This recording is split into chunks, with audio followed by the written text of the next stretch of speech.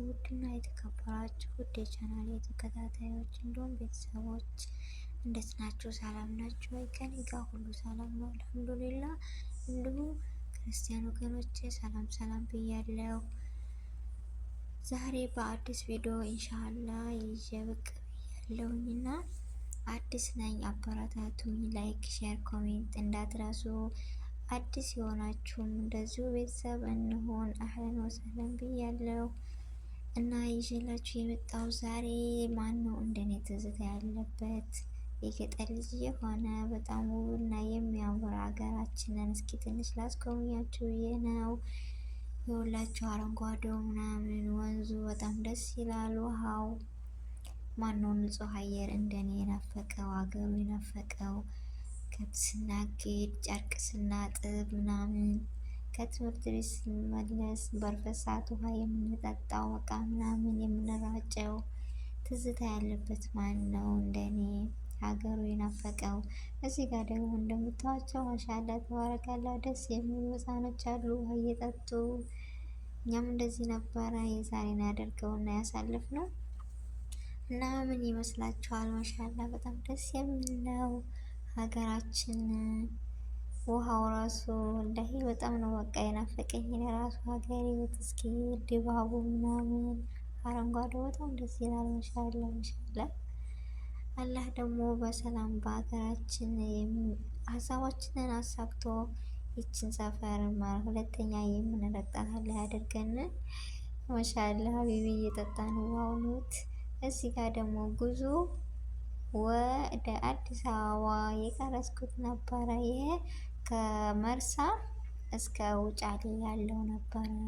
ከውት እስኪ አረንጓዴው ምናምን በጣም ደስ ይላል። ማሻአላ ተባረከላ። የሀገራችንን ድባብ ካየን በኋላ ሳውዲ አረቢያ ስንመጣ ይሄን ይመስላል።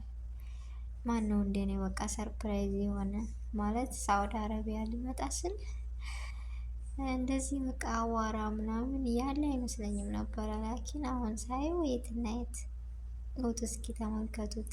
ወንድሞቻችን እንደዚህ እያሉ እያገዱ እየዋሉ ምናምን ጭር ያለ ሜዳ ላይ አያሳዝኑም?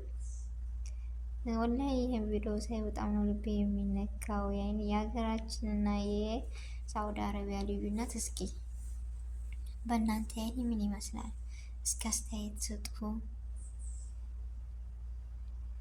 የሁላችሁ ሳይድ በቃ የሀገሬና ይሄ የትና የት ይገናኛል?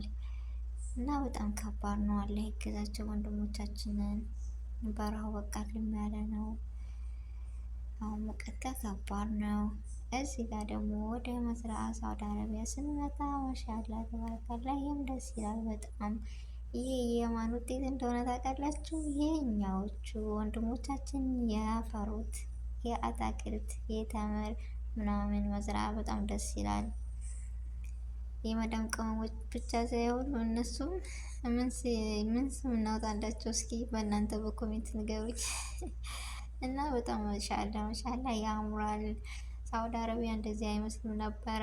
ከሴቶችም ከወንዶችም እንደዚህ አይመስልም። እንደዚህ አልጠበቅንም ነበረ። ላኪን ሁሉም ነገር ሲያዩት ነው እንጂ በወሬ የሚመስል በወሬ የሚሆን ያኔ እንደዚህ ነው የሚመስላቸው። እዚህ ሆነን ስንነግራቸው እንደዚህ አይመስላቸውም። መተው ሲያዩት ግን በጣም ከባድ ነው። እና የሳውዲ አረቢያ እና የኢትዮጵያን እስኪ እንደታያችሁት ምንና ምን ነው የሚገናኙ የሚመሳሰለው? ያኔ ምን አይነት ነው? እስኪ ኮሜንት ላይ ጻፉልኝ የታያችሁን። አያቸው በጎቹ በቃ እኛ እኮ ከብት ስናገድ በግ ስናገድም ነበረ። ላኪን እንደዚህ እየተጫወትን አረንጓዴው ድባቡ ንፋሱ ዝናቡ ምናምን በጣም ደስ ይላል የሀገራችን። እዚህ ግን አዋራ ሙቀት። በአሁኑ ሰዓት ደግሞ እስኪዩት። አላህ ይጠብቃችሁ ወንድሞቼ። ከባድ ነው በዚህ ሙቀት። የመዳም ቅመሞች እንኳን ቤት ሙከይፍ ላይ ሆነን አልቻልነውም። ብቻ ከባድ ነው። አልሐምዱሊላህ ለኩልህ አላህ ይጠብቀን ይጠብቃችሁ። እና ይሄን ይመስላል። እዚህ ጋርም ደግሞ ልም ያለ በረሃ በቃ አቧራ ነው። በጣም ያሳዝናል። ላይ ይጠብቃችሁ።